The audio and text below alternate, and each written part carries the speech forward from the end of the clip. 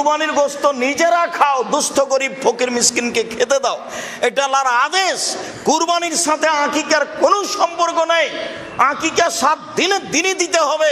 7 দিনের আগে বাচ্চা মারা গেলে আকিকা চলে না, 7 দিনের পরে আকিকা চলে না, এ কথাই ঠিক। 14 দিনে আকিকা চলে মর্মে হাদিস জয়ীফ, 21 দিনে চলে মর্মে হাদিস জয়ীফ, জীবনে কোনো একদিন চলে মর্মে হাদিস জয়ীফ। এসব হাদিস আমলযোগ্য নয়। গোশত দিতে বাধ্য। আশেপাশে যদি গরিব মানুষ না থাকে আর যদি না দেয়, তাহলে এ গুনাহগার হবে, এ আল্লাহর আদেশকে মানেনি, এ কৃপণ, সে ক্ষতিগ্রস্ত হবে। আর আকিকার গোশত ব্যক্তিগত গোশত, সে খাবে কি দিবে সেটা তার ব্যাপার। আকিকা করে নেকি হয় না, আকিকা করে বাপের জিম্মেদারি নামে। আর কুরবানি হচ্ছে নেকির কাজ। কুরবানি অনেক বড় নেকির কাজ, যেসব মাধ্যম দিয়ে আল্লাহকে খুব বেশি সন্তুষ্ট করা